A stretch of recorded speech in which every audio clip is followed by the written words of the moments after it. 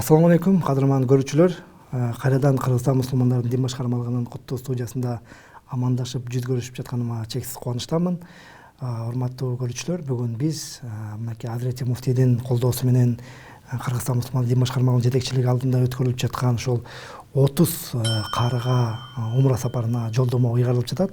Бул иш-чаранын өтүшү, самалыгы боюнча бизде атайын коноктор бар.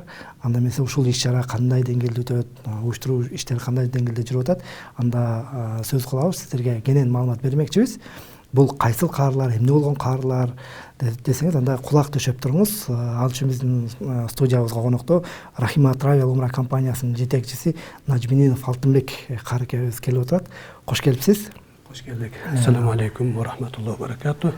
Алтынбек каарыкем, айтсаңыз, ушул мынакей жакшы самалык болгон турат да, эртең Кудайым буйрсачы, жараткандын колдоосу менен. Негизинен ушул жанагындай 30 каараны тандап алыш, жоксо бул жалпы ушул идея кандай келип чыкты? Бисмиллахир-рахманир-рахим. Абдан жакшы суроо бердиңиз. Биз өзүбүз дагы бала кезибизде Куран жаттаганбыз. Ушул Куран жаттаган балдар айрыкча ошол өзүнүн ойной турган, мисалы үчүн жыргай турган маалында ошол нерселердин баардыгын жыйыштырып коюп, ужура деп коет, бөлмөлөрдө, медреселерде жаш маалында Куран жаттаган балдардын сабырына тан берсек болот биринчиден. Анан ушул балдардын арасында кандайдыр бир Куранга дагын бир Куран жаттаганга дагын бир мотивация болсун деп, мындай шык болсун деп биз ушул балдарды, каар балдарды мен бир 3-4 айдан бери ушунун үстүндө иштеп келатам. Бир Кыргызстан боюнча 7 областтан, каарыканалардын баардыгынан жанагындай аз камсыз болгон үй-бүлөлөрдү балдарыны таап, ушул бир умрага апарып зиярат кылдырып келели деп ниеттенип жүрөт элем. Бирок Кудайым берип, ушул биздин астыбызда инилерибиз бар, ишкер инилер. Ошолорго бир күн айттым, балдар, бир жакшы иш бар, бирок ал иш Кур'анга кызмат кылыш. Десем, айтыңыз деди. Мен айттым, ушундай 7 областтан каар балдарды таап, 30 пара Куран жаттаган балдарды жалаң. Бүт элек дагы эмес, анан бар элек дагы балдарды тандадык, Кудайга шүгүр.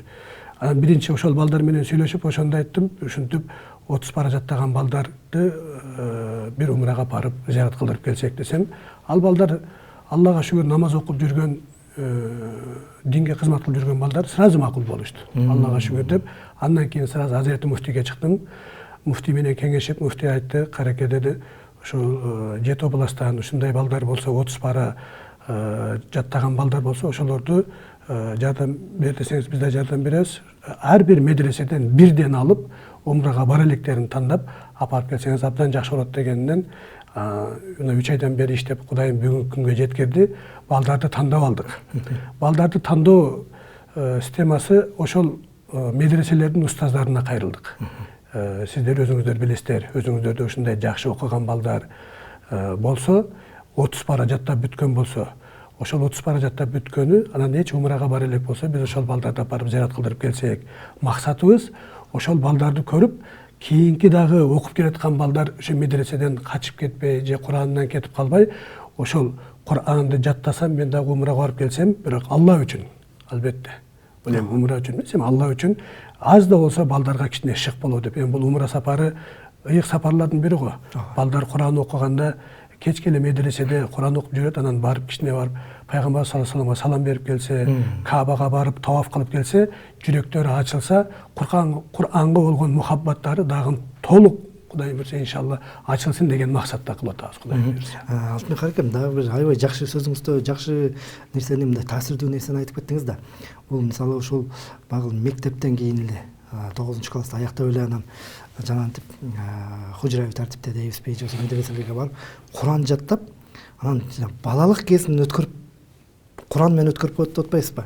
Кээ бир ошол убакча студент болуп, ойноп, күлүп, жана жакшы айттыңыз да. Анан ошол балдардын тандоодо мындай ошол балдар кандай кабыл алды? Бүгүн кабарыңыздар барбы? Уккандар, тандалып алгандар кандай сезимде болушту?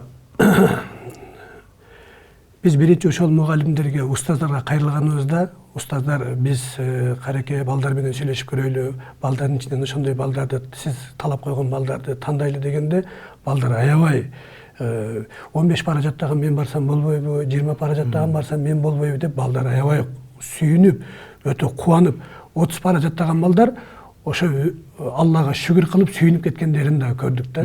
30 бара жакшы эле жаттаптырмын, ушундай сапар болчу болсо, эми ушундай Аллахтын белеги болсо, Аллахтын нематы болсо, 30 бара Куран жаттаганыма Кудайым мага ушундай белек берчү болсо, алхамдулилля деп балдардын толкунгандарыны устаздары бизге айтып бүт элек. Устаздары дагы эле Аллах ыраазы болсун, ошол ишиңиз жылдан жылга ушинтип көбөйүп кете берсин деп балдардын мындайча айтканда сүйүнгөнү, толкунданганы биздин WhatsAppка жанагы рахмат айтып сүйүнгөндөрү дагы эле токтой элек. Бирок балдар биз эмнеге 30 бараны ушундай карыларга сертификат берип, ушундай умра жолдомо берип, умра кылдырып келели дедик. Мындайда бул балдар бошогондо Куран окуйт, жаттайт. Бошогондо намаз окуйт. Анан Кудай Таала булардын дуасын эч качан артка кайтарбайт. Аллах Таала булар менен иншалла булардын дуасы анан ушуларды алып барып Кыргызстанга, элибизге, жерибизге ошол жерде күндө bir күндө 2 мал хатым Куран кылдырайлы деп атабыз. 30 бараны, 30 балдарды отургузуп туруп эле, эртең менен багамдаттан кийин бир хатым Куран, общий балдар менен кеч куфтандан кийин бир хатым Куран. Ошол хатым Курандардын соопторунун бардыгыны Кыргызстаныбыз үчүн, элибиз үчүн, жерибиз үчүн, өтүп кеткен жанагы шейиттерибиз үчүн ушундай дагы максаттарыбыз бар, Кудай кааласа иншалла. Аны ошол балдарды көрүп, кийинки балдар дагы даярданса, Алла жардам берсе, биз бул ишти жылда бир жолу кылганга аракет кылып атабыз иншалла, Кудай кааласа. Абдан жакшы мынакей. Бүгүнкү күндө коомчулукта, сиз өзүңүз сөзүңүздө белгилеп айтып кеттиңиз, коомчулукта мисалы ошол жанагындай умурага бармай бир модага айланып калган сыяктуу болуп калып атпайбы? Анан бул жактан бир мындай өзгөчө бир багыт экен бул жагындачы. Муктаж болгон анан 30 бара Куран жаттаса, эми көпчүлүгүндө багы атам оң болуп келсин, же болбосо барып умурага барып бир адам болуп келсин дегендей эле нерсе болуп атпайбы? Анан бул жагынан биздин демөөрчүлөр сиз айтып аткан кандай кабыл алышты ушул жакта? Демөөрчүлөр алар өздөрү мени менен 5-6 жолу умурага барган балдар, чынында элечи. Анан ал балдарга айтканда, ал балдар эгер Куран жаттаган балдар болсо, биз Аллах үчүн кызматка даярбыз деди. Эгер ошондой аз камсыз болгон үй бүлөлөр толук 30 бара жаттап бүткөн болсо, умурага бара элек болсо, кареке биз дайым даярбыз деп, алар эң жакшы кабыл алды. Эмнеге? Куран үчүн. Мисалы үчүн жана сиз айтып кеттиңиз, бул умра мода, адамдарда ушундай пикирлер көп болот еді. Умра силер деле ушундай эле өзүңөрдүн кызыкчылыгыңар үчүн эле дегендей да суроолор болот еді. Мен айттым, жок, биздин кызыкчылык бул жерде эч кандай жок. Биздин кызыкчылык биринчиден Кудай үчүн, экинчиден карасаңыз ушундай жаш балдарды ким ойлойт? Ким буларды карайт? Ким буларга көңүл бурат? Мисалы үчүн мен да балалыгым ошентип эле өткөн. Биздин убакта дагы азыркыдай мисалы үчүн шарт жок болчу. Парта дегендер, биз окуп жүргөн заманда мисалы үчүн ошол 90-91-жылдары мындай шарт жок болчу. Ошол эле шартты мен азыркы балдарга деле кое берем. Bir adam oturup jönököy kitapты 1 saat okuy alбайт. Туура. Азыр bir adam jönököy убакытта отуруп 1 saat только телефон чукуламай. Мисалы үчүн мен айтып атам. А бул балдар, байкуштар эртең менен 3-тө туруп багымдатка чейин сабак тапшырат. Ал 30 бара жаттагандардын алды 4 бара тапшырат. Отуруп устаздын жанында 2 saat. Андан кийин багымдат окуйт. Андан кийин чай ичип алып кайра эле пешинге чейин Куран жаттайт. Болгону эс алгандары карылардыкы асыр намазына шамга чейин эле. Бул балдарда андай эч качан андай бош убакыттары жок. Кээ бир адамдардын колунан бул нерсе келбейт. Анан ушундай эми Кудай Таала негизинен ушу Куран окуган, Куран жаттаган балдардын урматыга да заманыбызга тынчтык берет. Туура. Ушундай балдар ойной турган маалында Алланы эстеп, ушу Куранды жаттап, мисалы үчүн кары болоюн, хафыз болоюн, анан кыяматта ошо Курандын шарапаты бир туугандарыма болсун, элиме болсун, жериме болсун деген ниет менен эле окутат булардык. Башка эч кандай көңүлдө ниеттери жок. Ошо кары болоюн, Алла үчүн хафыз Куранды көкүрөгүмө көтөрөйүн деп. Анан ушундай Куранды, Аллахтын сөзүнү көкүрөгүнө алып аткан балдарды биз ойлобосок, муфтият менен биргеликте ошол балдарды биз ойлобосок, анда туура келбей калат. Ошондуктан биз 3 айдан бери ушул иштин үстүндө иштеп атабыз. Кудайыма шүгүр тандап бүттүк. Алла насип болсо эртең Кудайымыз иш чарабызда ошол балдарды дагы бир кубантып, Азирети муфтий баш болуп, карекелер устаздар баш болуп, жолдомолордун колуна берсек, Алланын чакырганын чын болуп апарып келсек, Кудай кааласа иншалла жакшы иш болот.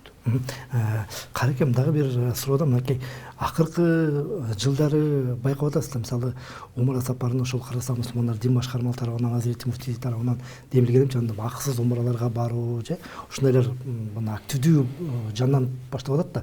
Муну эми сиздер да баягы сырттан дагы бир көз чаптырып турасыз да. Анан ошол эле убакта ушундай балдарга дагы мынакей 30 умра деген бул оңой нерсе эмес да. Албетте. Мындай Албетте. жөн алган менен $30,000 деген сөз да. Албетте. Мындай саамалыктын бүгүнкү күндө өтүшүнүн кандай бир коомго мындай керектиги бар, зарылдыгы бар деп эсептейсиз?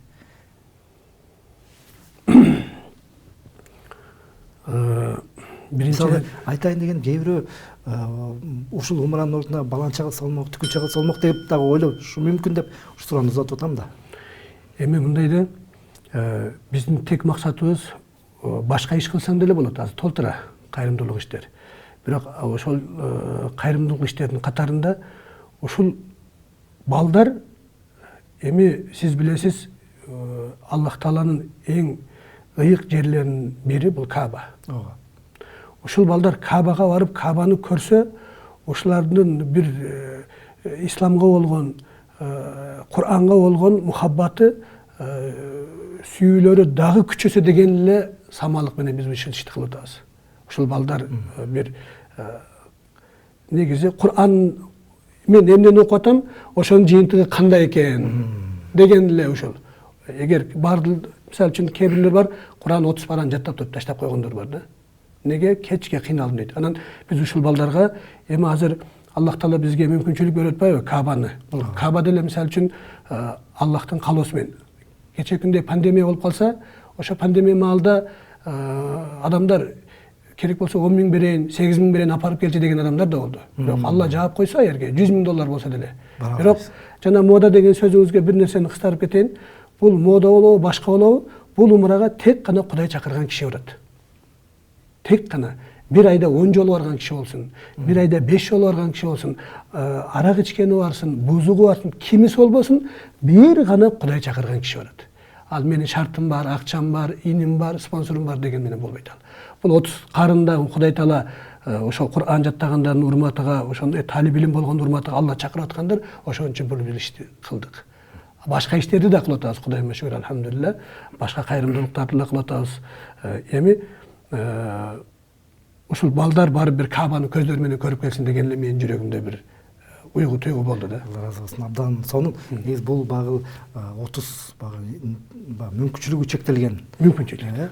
Багы карапайым үй бүлөдөгү балдар болсо, карапайым үй бүлөдөгү атасы өлгөн, апасы өлгөндөр болсо, ажырашкандар болсо дедик. Анан негизичи муну биз конкурс кылып тандап алсак деле болот эле. Ага деле күчү жетет эле. Бирок конкурстан уткан бала бир шарттуу байдын баласы болсо, мурда барган болсо, ал уже туура келбей калат эле. Биздин негизги ишибиздин максаты аягына чыкпай калат эле. Ошондуктан биз конкурсу жок эле мударистер менен, ошо директорлор менен сүйлөшүп, ошондой аз камсыз болгон, бирок 30 пара жаттаган балдарды тандап алдык. Абдан сонун. Анан бүгүнкү күндө мен ушундай бир суроо бергим келип атат. Ушуга кыстырма суроо болсун. Эми багы бүгүнкү күндө багы сиздер диний башкармалыктын ишмердүүлүгүнө көз чаптырып аткан катары муну кандай кабыл алды? Ушундай бир идея пайда болгондо. Диний башкармабы? Диний башкарма абдан сонун кабыл алды. Диний башкарманын абдан сонун кабыл алганга мен да сүйүндүм. Мен айттым, ушундай биздин иш-чарабыз бар эле, Азирети муфтий кандай дейсиз десем, Аллах разы болсун, бул Кыргызстанда эң биринчиден болуп атат.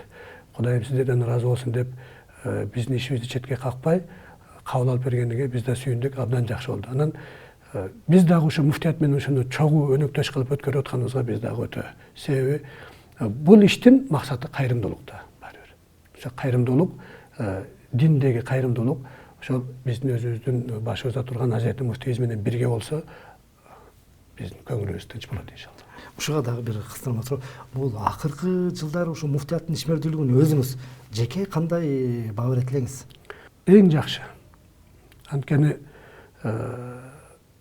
карекелерибиз Аллах ошол муфтиятка ылайык адамдарды муфтий кылганга байланыштуу программалары дагы, муфтияттын кылып аткан иштери дагы, имамдарга көңүл бургандары, мударистерге көңүл бургандары, жалпы эле ошо Кыргызстандагы мусулмандарга көңүл буруп, акыркы маалымат каражаттары сиз жактан алардын кылып аткан иштерин көрсөтүп атканыңыз, алардын да кылып аткан негизги иштери Кудайыма шүгүр башка жактарга караганда кыйла жакшы.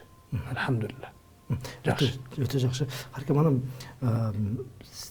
мынакей 30 бала багы бул 7 дубандан диний окуу жайларынан тандалып алган балдар болуп атат да. Анан булардын жакындары, туугандары ушул тандалып алганын укканда кандай бир сезимдер болду? Алар күтүлбөгөн жерден болду дейм бул. Сөзсүз да. Мына мисалы үчүн эң акыркы баланы бүгүн тандадык, албай куш дагы эле сүйүнүп бүтө элек экен, чын эле депчи. Анан Кайсы жерден экен? Эң акыркы тандап алган балабыз Нокаттан экен. Эми бул жерде биз дагы бир нерсени айтып кетсек болот. Ошол 30 баланы, 30 карын тандап атканыбызда ушул ишиңиздер, ушул программаңыздар абдан жакшы экен, бирок устаздарга да бир аз-маз көңүл буруп койсоңуздар, устаздардын дагы ушинтип көптөн бери үйсүз, көптөн бери мисалы үчүн машинеси жок, бир гана дин үчүн кызмат кылып аткан устаздарыбыз бар дегенден 4-5 устазды да тандап алдык. 4-5 устаз. Бирок бар элек али. Аларга да биринчи жолу барышы. Биринчи жолу барышы. Аларга да сюрприз болду. Алар да сүйүнүп байкуштар. Аллах ыраазы болсун. Бирок чынында эле ошондой айлыкка карабай, дүнүйөгө карабай, ошол балдар үчүн, ошол дин үчүн, Алла үчүн кызмат кылып аткан устаздарды тандап алдык. Кудайыма шүгүр, алхамдулилла. Алар дагы байкуштар сүйүнүп. Бирок жана сиз берген суроо, ата-энелери биз албетте ата-энелерисиз эчтеке кыла албайбыз да. Биринчи мударистерге айттык, мударистери ата-энелерге айтып, анын ата-энелери макул болуп бизге берип атат балдарыны. Бирок мударистер айтат, эми ата-энелерибиз түз бизге байланышка чыккан жок. Бирок ошол WhatsApp-ыбызда, группабызда ошол мударистердин ата-энесине болгон ыраазычылыктары, рахматтары, мындай сүйүнүчтөрү биздин группада байкалып турат. Жакшы, Кудайга шүгүр бирок. Эми баягы муфтияттын алдындагы окуу тармагына тиешелүү болуп атат да. Баягы окуу жайлары бардыгычы. Анан ошонун тандалып алынып аткандыгы муфтияттын дагы бир бул жаатта ошол балдарга болгон бир камкордугунун бир белгиси катарында кабыл алсак болот да муну. Албетте. Анан буга чейинки сиз өзүңүз жогоруда мындай иш салмалык болгон эмес да. Эми мындан кийин өзүңүздөрдүн алдыңыздарга дагы кандай план коюп атасыздар? Өзүңүздөрдүн мынакей багыл диний окуу жайлардын жетекчилери, мугалимдери өздөрү айтышкан экен, ушул диний окуу жайларга дагы бир көңүл бурса, демөөрчүлөр тарабынан депчи. Ошо кандай бир ниеттериңиздер, пландарыңыздар бар келечекте? Биздин максатыбыз ушул айрыкча диний окуу жайларда окуган балдарга кошуп дагы азыр немелер ачылып кетпедиби, мындай лицейлер, мисалы үчүн. Эгер Азирети муфтий менен сүйлөшүп туруп, кийинки программабызда даават болуш үчүн, динге чакырыш үчүн намаз окуп жүргөн жана ошол динге кызыгып жүргөн балдарды дагы каарыларга кошуп, аны илим окуп аткан балдарга дагы негизи эле ушул умрага бар элек. Эми бул умра ыйык сапар. Жана айтып кеттим, Алла Таала өзү чакырган киши гана барат. Аны ошол Аллахтан сурап түн күн, бирок барышыга шарты жок болуп жүргөндөрдү себепчи болуп, Аллахтан сурап, бардык диний окуу жайларда окуган жана дагы башка жакта окуйт, бирок диний сабак алып жүргөн балдарга бир кичинекей конкурс уюштуруп, ушундай кылып, ушул ишти дайым өткөргөнгө аракет кылып атабыз, Кудай кааласа, иншалла. Кудай Таала оюңуздарды ишке ашырсын дейли. Соңку суроо болсун. Сиз өзүңүз жана балалыгыңызды айтып кеттиңиз да. Ошол мен балалыгыңызга кичине кайтаргым келип атат сизди. Ушул сиз ошол 90-жылдары Куран жаттап аткан учурда кандай бир кыйынчылыктарды, анан ошонун артынан бүгүнкү жемиши бүгүн кандай болду? Ушусунду суроо кылгым келип атат да. Ал кезде кандай эле? Балалыкка кайтарып мени ыйлатат экенсиз да. Биз биринчи Бухарага Молла Сабырдамулла устазга барганбыз. Андан кийин Өзбекстанда кичине шарттар болбой калгандан кийин электе азыркы ислам институтунда сабак берип аткан устазыбыз биздин Шамсидин Карекеде барып, ошо кишинин колунда Куран жаттаганбыз. Өзүңүз билесиз, 90-91 жыл деген бир гана талип илимдерибиз эл кыйналган маал болчу. Андай Союздан жаңы чыгып, элдин үйүндө нан жок болчу. Элдин үйүндө. Бирок ошондой болсо дагы элден айланып кетсе болот, биздин устаздын үйүндө 8-10 бала окуйт элек. кандай десем, абдан татаал заман болгон. Бирок Кудай Таала ошо Кур'андын урматыга бизди эч качан ач калтырбады. Жумуштар бар эле, жумуштарды кылат элек, кой кайтарат элек. Анан түндө эртең менен кечинде шамдан кийин келип, түнкү саат 2ге чейин Кур'ан жаттап, эртең менен багымдаттан кийин устазыбызга өткөрүп берип, кайра эле күндүзгү жумуштарга чыгып, ушинтип азыр андай жумуш жок. Азыр эч бир бала жумуш кылып окубайт. Бардыгы ысык тамагы 3 маал, мисалы үчүн айтканым. Биздин убакта өтө кыйын болгон экен. Үйгө барыш 4 ай 5 ай болсо, качан ошо жол киребиз келсе анан барат элек. Андай жол киребиз ата-энебиз салганда. Эми ошондой чыдап окуп, бүгүнкү күндө Кудайга шүгүр алхамдулилла, негизи эле менин максатым ушу окуп бүтсөк, кайра эле Куранга кызмат кылсак деген ниетим бар эле кичинемден эле. Бирок Аллах Таала алхамдулилла ошондой бой жетип бияка чоңойгондон бери только Куранга кызмат кылып келе атабыз. Аллахыма чексиз шүгүрлөр болсун. Негизинен баягы Кудай Таалам ошол кездеги максатыңызды, ошол кезде кыйналып Куран жаттап, анан бүгүнкү күндө багы ошол нерсеңизди Кудай Таалам жүрөккө салып, ошол ниетиңиз аркылуу бүгүн ишке ашырып атканы бул дагы Кудай Таалам бир керемети. Аллахка шүгүр. Сиздин дуаларыңыздын кабыл болгонун бир белгиси десек деле болот, негизичи. Биздин студияга келип убакыт бөлүп, ушул саамалык жөнүндө айтып бергениңиз үчүн терең ыраазычылык билдиребиз. Кудай Таалам алдыда өтө көп пландар, мақсаттарды койгон экенсиз. Кудай Таалам эч кемсиздиксиз жеткирсин. Иш чараңыздын баягы дин башкармалыктын баягы ата катарында алдыга коюп уюштуруп атканыңыздар бул өтө чоң жемиш, сиздер үчүн жетишкендик десек да болот. Эмесе ыраазычылык билдиребиз. Эфирден пайдаланып мен дагы Азирети муфтийге рахмат айтып кетейин. Ал киши да кары, ал киши да Куран жаттаганын билет. Ошондон ал кишинин да жүрөгү толкунданып турса керек. Эми ошо 30 карыбыз канчалык сүйүнсө, ошолордун сүйүнүчүнүн шарапаты баардык кыргызстандыктарды иншалла кыйынчылыктан, оорчулуктан, жаман күндөн сактаган болсун. Биз сөз беребиз. Кудайым аман эсен бизди Мекке менен Мединага жеткирсе иншалла 30 кары жаттаган 30 кары 14 күн Кыргызстан үчүн төлкө дуа кылып келебиз иншалла. Аллах сиздерден ыраазы болсун. Ишиңиздерге ийгилик, Азирети муфтийге, сизге Аллах Таала күч кубат берсин. Дайым ишиңиздерге Аллах Таала ийгилик берсин. Рахмат сизге, ыраазычылык билдиребиз. Урматтуу телегөрүүчүлөр, мынакей Кыргызстан мусулмандары дин башкармалыгы жана Умра Рахима Умра компаниясы тарабынан уюштуруп жаткан эртеңки иш-чара боюнча сиздерге азын аулак маалымат берүүгө аракет кылдык. Ал үчүн биздин студиябызга Рахима Travel Умра компаниясынын жетекчиси Нажмидинов Алтынбек кааракебиз келип отурат. Урматтуу телегөрүүчүлөр, сиздер менен мен Максат Атабаев болдум. Кийинки эфирлерден көрүшкөнчө аман эсен туруңуздар.